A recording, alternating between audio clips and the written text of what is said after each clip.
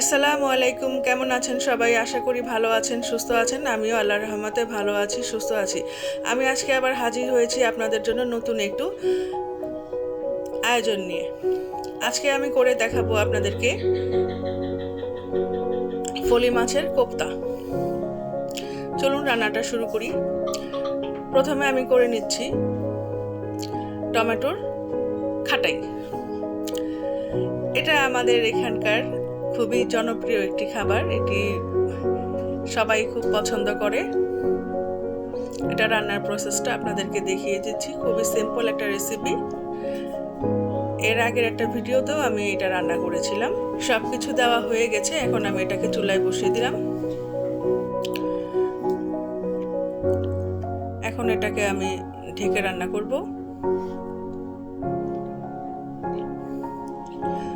এ পাশের চুলায় আমি বেগুন ভেজে নেই। বেগুনটা তো আপনারা সবাই ভাজতে পারেন, এটার রেসিপি আবার নতুন করে কি বলবো তাও একবার বলে দিচ্ছি যারা নতুন আছো তাদের জন্য।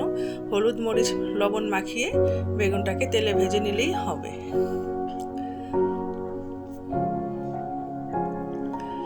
টমেটো সিদ্ধ হয়ে গেছে, এখন আমি এটাকে রসুন আর পেঁয়াজ দিয়ে ভালো করে ভেজে শুকনো মরিচ দিয়ে বাগার দিয়ে নেব।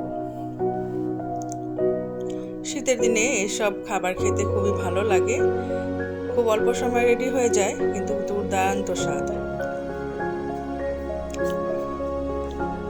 শুকনো মরিচ দিয়ে নিলাম,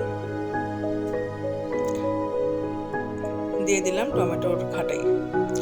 আমার রেডি হয়ে গেছে, এখন এটা আমি নামিয়ে নেব। বেগুনগুলো প্রায় ভাজা হয়ে গেছে, এখন এগুলোকে আমি উল্টে দিচ্ছি। এক পাশ ভাজা হয়ে গেছে, এভাবে দুপাশ ভাজা হয়ে গেলে বেগুনগুলো আমি নামিয়ে নেব।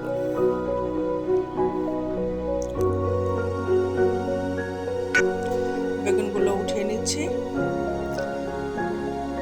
এখানে রান্না হচ্ছে ফুলকপি আলু দিয়ে ঘইনা মাছ। ঘইনা মাছটা হলো একটা সামুদ্রিক মাছ।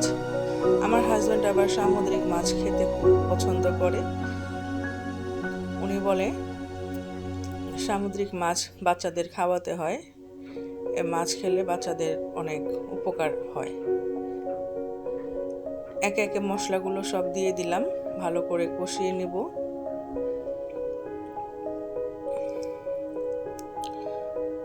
আলুগুলো দিয়ে দিলাম। আলুগুলো ভালোভাবে কষানো হয়ে গেলে গরম পানি দিলাম। কষানো হয়ে গেলে এর মধ্যে ফুলকপিগুলো দিয়ে নেব।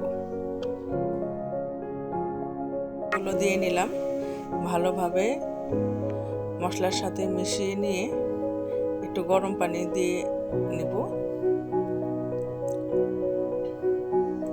ঢেকে দিচ্ছি।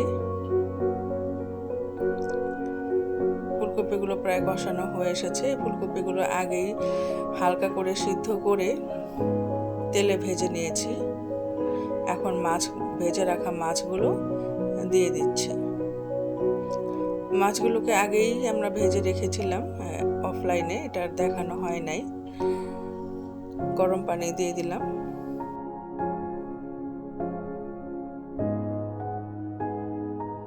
ঢেকে দিলাম। এখন এটা ভালোভাবে বলক উঠে সিদ্ধ হয়ে এসেছে। ভালোভাবে কুকড হয়ে গেলে এটা নামিয়ে নেব। নামানোর আগে অবশ্যই একটু ধনেপাতা দিয়ে নেব। সবসময় যেভাবে রান্না করি আর কি, এটা নতুন করে কি বলবো, প্রত্যেকটা রান্নার প্রসেস তো প্রায় একই রকম হয়।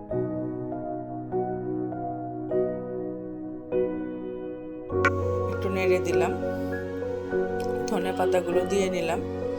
রান্নাটা কমপ্লিট হয়ে গেছে। এখন আমি ফলি মাছের কাটা ছাড়িয়ে মাছগুলো বেটে নিয়েছি। এর মধ্যে একে একে সব উপকরণ দিয়ে ভালোভাবে মাখিয়ে নিয়ে এটাকে আমি কোফতা তৈরি করব।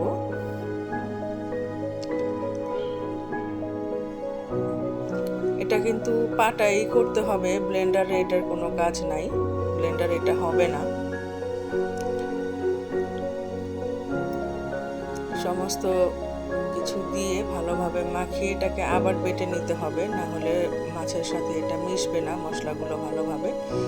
এখন মাছের যে চামড়া ছিল সেই চামড়াটাকে আমি ভালোভাবে পরিষ্কার করে নিয়েছি। মাছের চামড়ার মধ্যে আমি মাছগুলোকে ভালোভাবে বসিয়ে নিয়ে চামড়া দিয়ে মুড়ে চামড়ার ওপরে হালকা করে মশলা মাখিয়ে নেব, মানে হলুদ মরিচের গুঁড়া হালকা করে মাখিয়ে নিয়ে মাছগুলোকে আমি তেলে ভেজে নেব।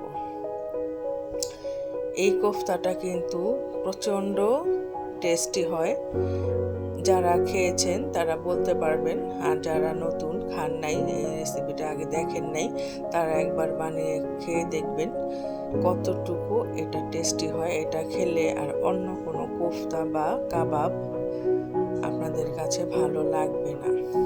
ভালোভাবে ভেজে নেব। আমার কাছে আজকে যতটুকু মাছের মানে পেস্টটা ছিল ততটুকু দিয়ে 2টা চামড়া আমি ভরতে পারছি, বাকি অল্প একটু অংশ ছিল সেটাকে আমি রাউন্ড শেপ দিয়ে ভেজে নেব।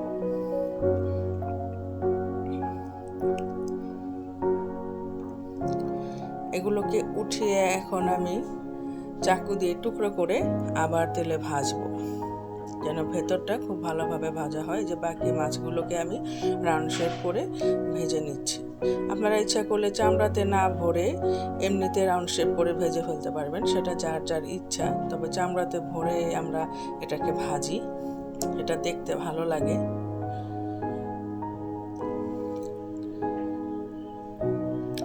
আমার বাসায় এটা খাওয়ার জন্য সকলেই পাগল। দেখেন আমি মাছগুলোকে টুকরো করে নিয়েছি, এখন ভালোভাবে ভেজে উঠিয়ে নিলাম। খুদা হাফেজ।